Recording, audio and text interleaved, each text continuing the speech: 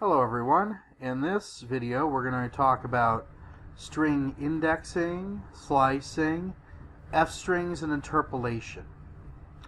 So if you recall from last week, we talked about lists, how to access lists by index, how to slice lists.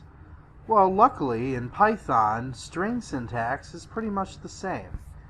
So you can think of each character in a string as an item in a list. So if we have a variable spam and we set it equal to hello world, display this string. The first character in the string, H, capital H, has the index of 0. The lowercase e, the index of 1. L, the index of 2, the second L, the index of 3, O, the index of 4, and so on and so forth. So, just as if this were a list, we could access items on the string using their respective index, like so. So spam, open bracket 0, close bracket, would yield H. Spam, open bracket 4, close bracket, would yield lowercase o. We can also slice strings in the way you would slice a list. So, if we took spam, starting at character 0 for 5 characters, we would get hello. If we took spam, starting at the beginning for 5 characters, we would also get hello. If we wanted spam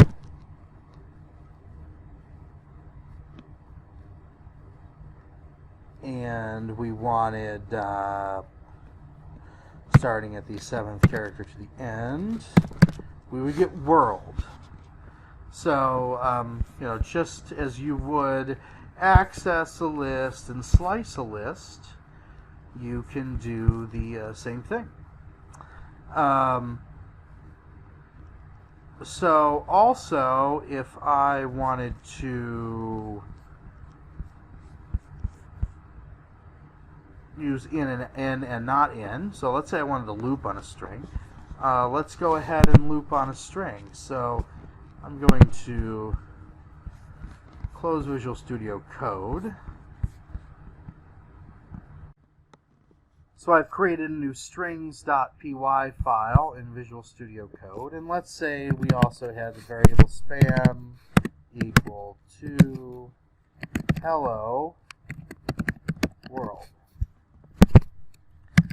Now, just like with lists, you can use the in and not in operators with strings. Now, you can use in and not in 2 ways. First, let's use the way you know, which is for loops. So for character in, so char in spam, print char. Now what will this do? It will print each character of spam to the screen. So cd code samples, what did I call this file? Strings.py, so Python strings.py, and you can see I've looped through each item in the string just as if I would have looped through a list. So you can do that part. You can also use in and not in terms of evaluations. So if you want to create a conditional, you can do so. Now let's go back to idle, and we already have spam as hello world. So let's type in hello in spam. Is this true? Yes, it is. Because the word hello with a capital H is in spam. Recall, spam is still set to hello world. Now let's say we asked if hello with a lowercase in spam. False, because hello has an uppercase H. Same thing if we did all caps. False. Again, hello has an uppercase H and lowercase E-L-L-O.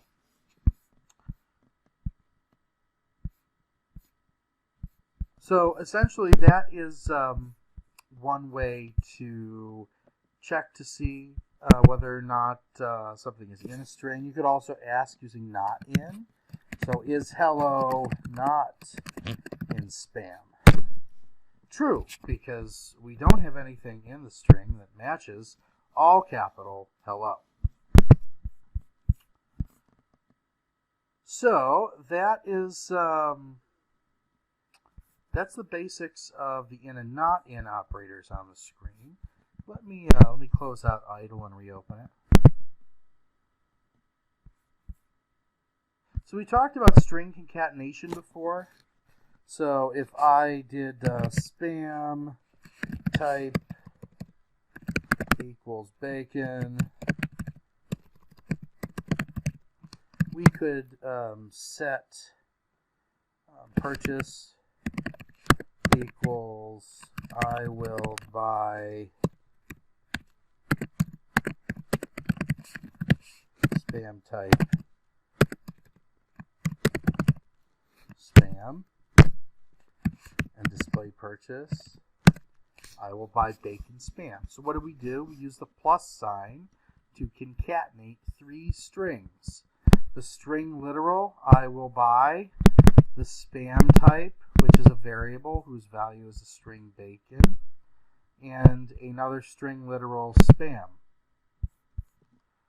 And that is one way to do it, but we can also use what's called string interpolation. And you might be familiar, I believe in C#, the language definition 6.0 and higher, it was in there. I know when I taught the C# course back in 2017, we were doing string interpolation. Python offers F strings, which is the newer C# style string interpolation as of Python 3.6, as well as the older style of string interpolation. So let's do the old style first. Let's say we want to type this in here. I will buy spam type spam. And we want to replace these two plus signs with a % string, and we put a %, open parentheses, spam type. I'll talk about this in a second. What do we get? I will buy bacon spam. Now, how did that work? Python looks at your string literal, and it sees the percentage operator. In this case, the percentage operator is not being used for modulo arithmetic. It's being used for string interpolation. And this tells Python, okay, replace anything with this percentage sign based off of what's in the parentheses that follow the percentage sign here. So in this case, Python sees one %s, and it replaces it with the value in spam type. Let's say we had two types of spam.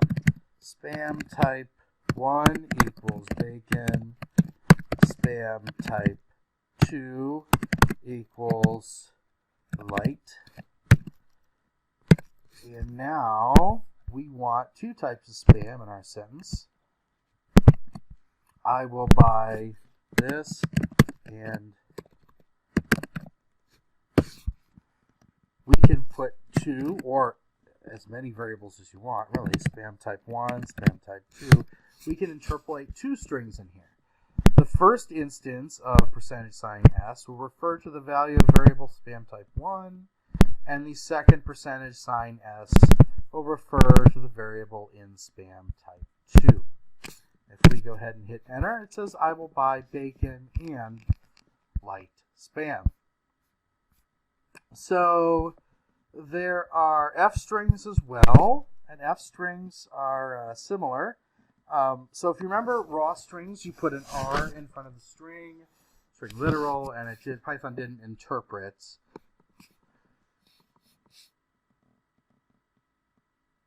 the backslashes in your string. So we can do the same thing using the F modifier or prefix.